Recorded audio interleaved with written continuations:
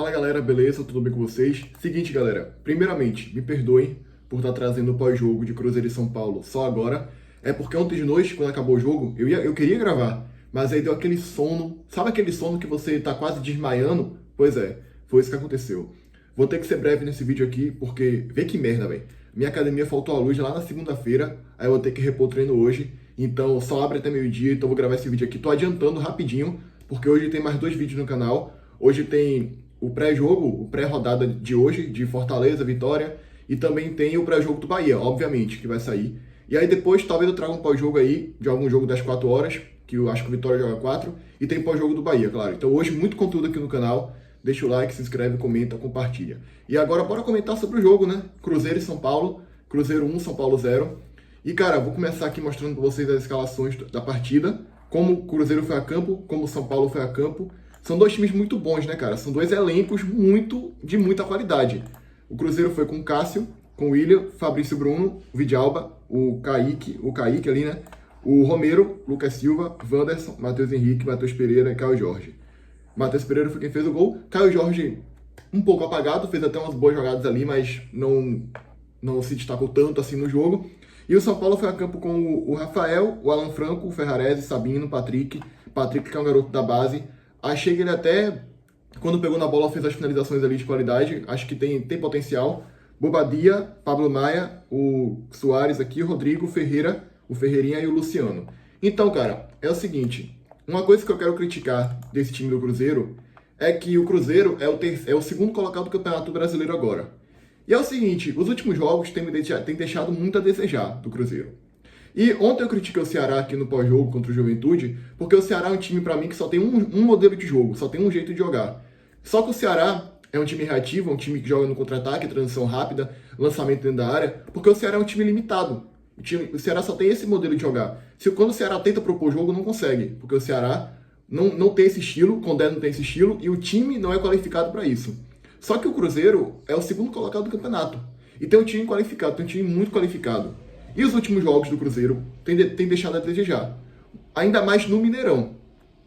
Fora de casa até venceu o Atlético Mineiro na Arena MRV pela Copa do Brasil. Só que dentro do Mineirão, mostrar a tabela para vocês aqui rapidinho no Cruzeiro. O Cruzeiro tem deixado a desejar. Perdeu para o Ceará, empatou com o CRB pela Copa do Brasil, perdeu para o Santos. E ontem o Cruzeiro venceu, só que o resultadismo da coisa, a torcida do Cruzeiro não tá nem aí. Se o time jogou mal, se o time jogou bem, o que importa é que venceu. Eu entendo, beleza. Só que o jogo do Cruzeiro ontem, o Cruzeiro não fez um bom jogo. O Cruzeiro não fez um bom jogo. E aí, uma coisa que eu quero criticar é o seguinte. O Cruzeiro tem um elenco para propor jogo, pô. E uma coisa que eu vejo nos últimos jogos, que todo mundo fala, é que o Cruzeiro é um time muito apegado ao modelo reativo, à transição rápida. Ontem, no jogo contra o São Paulo, teve vários momentos do jogo que o São Paulo teve mais posse de bola. São Paulo estava tocando bola, São Paulo estava envolvendo o Cruzeiro, ainda mais no primeiro tempo. No primeiro tempo o Cruzeiro só teve uma jogada que foi uma marcação-pressão, que o Matheus Pereira roubou a bola, cruzou na área, e só outra jogada pela esquerda também, que veio o cruzamento, que Rafael teve que defender, e um chute ali, e só. O São Paulo foi quem chegou muito mais, foi quem finalizou mais. A estatística mostra isso, 14 finalizações contra 12. Mas olha aqui embaixo, isso é um ponto que eu quero destacar também. Cruzeiro não chegou tantas vezes, mas quando o Cruzeiro pegava na bola, 2 toques já criava uma boa oportunidade. Já chegava com perigo. Isso ficou provado no segundo tempo. Quando o São Paulo chegou, começou até melhor do que o primeiro. Primeiro tempo o São Paulo foi muito melhor. E o segundo, a mesma toada, o São Paulo melhorou ainda mais no início. Só que quando o Cruzeiro pegou a bola, o Cruzeiro não estava conseguindo atacar, não estava conseguindo entrar no jogo, não estava conseguindo fazer nada. Pum, cruzamento na área, cabeçada, que eu não lembro quem foi, defesaça do Rafael. Então quando o Cruzeiro pegava na bola, o Cruzeiro chegava com muito perigo em direção ao gol do São Paulo. E aí o Cruzeiro achou um gol com o Matheus Pereira. Assim, cara, a torcida do Cruzeiro talvez me detone nos comentários aí. Mas ontem vocês deram muita sorte, pô. Ontem vocês deram muita sorte, por quê? O Cruzeiro não fez uma grande partida, não fez um bom jogo. Pra mim não fez um bom jogo. Eu sou um cara que eu sou muito fã do guardiolismo. Do toque de bola, do tic-tac, do modelo propositivo. Só que eu não sou totalmente fechado assim, não. Eu acho que você tem que ter alterações no jogo quando necessário. Mas um time como o Cruzeiro, que tem elenco, que tá na parte de cima, que pode propor jogo, pra mim tem que ter um modelo propositivo e usar os outros modelos quando precisar. Às vezes você precisa, mas pra mim o time da parte de cima tem que usar um modelo propositivo. E o Cruzeiro não usa esse modelo na maioria das vezes. Aí eu já me perdi no raciocínio aqui, o que eu tava falando, porque às vezes eu me perco no raciocínio, galera. Então, o São Paulo fez um jogo muito melhor do que o Cruzeiro ontem. Merecia ter saído pelo menos com empate. E aí o Cruzeiro achou o gol. Achou o gol com o Matheus Pereira. E aí, a partir daí, o Cruzeiro melhorou no jogo. Mas por que o Cruzeiro melhorou no jogo? Porque aí o São Paulo teve que sair mais pro jogo. Percebem? Quando um time tem que atacar o Cruzeiro joga muito bem. O Cruzeiro faz uma excelente partida. Quando o time dá a bola pro Cruzeiro, aí o time tem mais chance de ter bons resultados. Porque aí o Cruzeiro fica meio perdido. Não digo que fica perdido, totalmente perdido, porque o Cruzeiro tem um bom elenco. O Cruzeiro sabe propor jogo. Tem um bom time. É diferente do Ceará, que não sabe propor jogo. Mas vou até consertar minhas aspas aqui. Quando o time dá a bola pro Cruzeiro, ele tem mais chance de ter sucesso. Não quer dizer que ele vai ter. Pode sofrer ali, mas ele tem mais chance de ter sucesso. É só você dar a bola pro Cruzeiro. E o São Paulo ontem não fez isso. São Paulo atacou, São Paulo fez um jogo melhor. E aí, quando o Cruzeiro faz o gol, o São Paulo deixa muito espaço. Deixa muito mais espaço. E aí o Cruzeiro teve mais chances de gol. Teve mais umas 3 ou 4 chances ali claríssimas de gol, que poderia ter matado o jogo, poderia ter feito mais gol. Então percebe que o Cruzeiro é aquilo. Quando você está jogando em casa, você naturalmente tem que propor jogo. Você naturalmente vai atacar mais. Vai ser mais letal ao adversário. Ontem o São Paulo não deu a bola pro Cruzeiro, atacou. E ainda assim fez um jogo muito melhor, amassou na maior parte do jogo. Agora, quando o time der a bola pro Cruzeiro, será que o Cruzeiro vai ter repertório? Será que o Cruzeiro vai conseguir atacar com qualidade? Eu acho até que pode conseguir. Só que é aquilo. Você ser muito apegado a um modelo de jogo, um modelo específico de jogo, eu acho preocupante. Eu acho que tem que ter variações. E Leonardo Jardim, nos últimos jogos, vem usando muito esse modelo e muito preso a esse modelo, na minha opinião. Quando o Cruzeiro joga fora, os times atacam, o Cruzeiro vai lá e consegue vencer o jogo. E aí, então, pro lado do São Paulo, excelente partida. Claro que pelo contexto do jogo, você fica frustrado, porque você não conseguiu vencer ou empatar um jogo que você jogou melhor do que o adversário. Mas antes do jogo, você olhava pro jogo, Cruzeiro no Mineirão, segundo colocado, é muito complicado. É muito difícil, então você perdeu um jogo que é aceitável você perder pro Cruzeiro no Mineirão. Então agora o São Paulo fica, vou até botar a tabela para vocês aí, para vocês poderem visualizar melhor. O São Paulo agora fica aqui na 7ª posição do campeonato, 7ª, 8ª posição do campeonato, e fica ali sem correr susto no meio de tabela e brigando pela Libertadores. Tá aí em tela para vocês. São Paulo na 7ª posição com 32 pontos e o Cruzeiro com 44. Bora analisar aqui agora a luta pelo título do campeonato. Porque é o seguinte, dos que brigam pelo título, quem joga mais bola em disparado é o Flamengo. Esse time do Flamengo é um absurdo. Esse time do Flamengo faz magia dentro de campo. Esse time do Flamengo dá gosto de ver jogar. Esse time do Flamengo é muito bom. Olha o saldo de gols do Flamengo, 35 positivos. Isso aqui é algo fantástico, algo espetacular. Olha os gols marcados, 44. O Flamengo meteu 6-0 no Juventude, 8-0 no Vitória, e o Flamengo é o time que joga o melhor futebol dentre esses que estão aqui.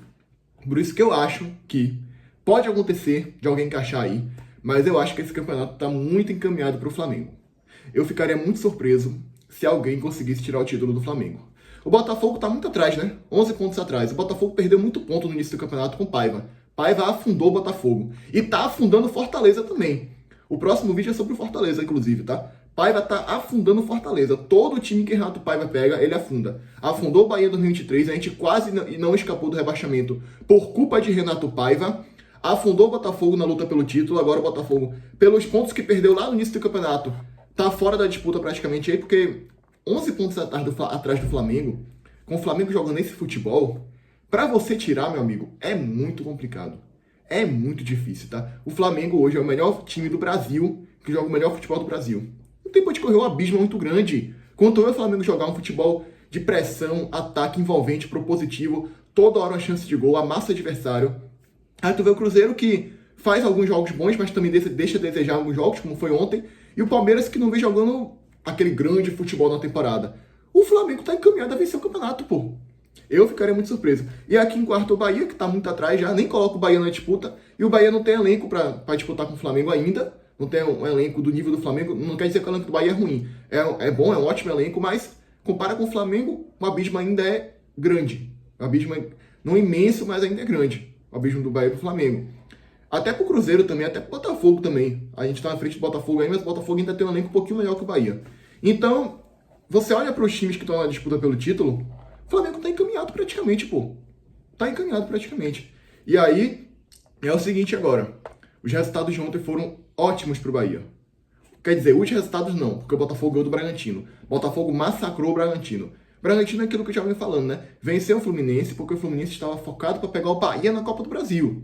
Se não fosse isso, o Bragantino não ia vencer. O Bragantino tá com 9 derrotas seguidas aí. Acho que dos últimos 10 jogos venceu só um. Então é um time que vem em queda livre. E uma coisa que eu acho impressionante é que Seabra continua lá. Seabra continua no Bragantino. O Bragantino tem essa fama de não demitir treinador fácil. Barbieri estava mal lá em 2020, começou mal, mantiveram Barbieri, depois ele recuperou. E o Bragantino não demite fácil, não. O Caixinha ficou várias rodadas aí perdendo e ficou no comando, depois eles trocaram. E Seabra começou muito bem, agora queda livre. Pra mim já tinha que trocar. Porque o cara de fato não tá rendendo nada. Então o Botafogo ter vencido foi ruim, porque agora o Bahia fica a 1 ponto do Botafogo. E o São Paulo ter perdido foi bom. Eu estava torcendo pro Cruzeiro, porque é o que eu já falei. A nossa briga é com o São Paulo. É mais com o São Paulo pela Libertadores do que com o Cruzeiro. E a gente abre 4 pontos do São Paulo com 3 jogos a menos. 3 jogos a menos. Ou seja, o jogo de hoje contra o Mirassol, isso aí é para outro vídeo. Para o vídeo de hoje mais tarde. Mas o jogo de hoje contra o Mirassol é de suma importância. Porque a gente abre 7 pontos do Mirassol, que está aqui em 6º lugar. Abre 7 pontos do São Paulo, que é o 7º colocado. Já abre uma boa margem para o G6. E aqui o Bragantino tem 30, não vai chegar. O máximo que o Fluminense pode chegar na rodada é a 30. E aí fica ainda 9 pontos da gente, sem caso a gente vença o Mirassol. E a gente abre 4 pontos do Botafogo. Mas essa 5ª posição aqui tem grande chance de abrir, tá? Grande chance do Botafogo vencer aí a Copa do Brasil, a Libertadores. Grande chance do Flamengo vencer a Libertadores, Palmeiras vencer a Libertadores aí. E abrir essa 5ª posição hipotética aqui. Mas a gente já abre 4 pontos do Botafogo. Hoje eu tenho que trabalhar com os 4 primeiros. Então abre uma margem de 4 pontos aí. Muito bom, sensacional. Então, é isso, galera. Esse foi o pós-jogo aqui de Cruzeiro e São Paulo. Mais tarde tem mais vídeos aí. Hoje vai ser muito corrido no canal, porque hoje tem rodada, né? Hoje tem Brasileirão. E agora, se inscreve no canal, deixa o like, comenta, compartilha. E fui até o próximo vídeo. Tem que correr agora. Valeu!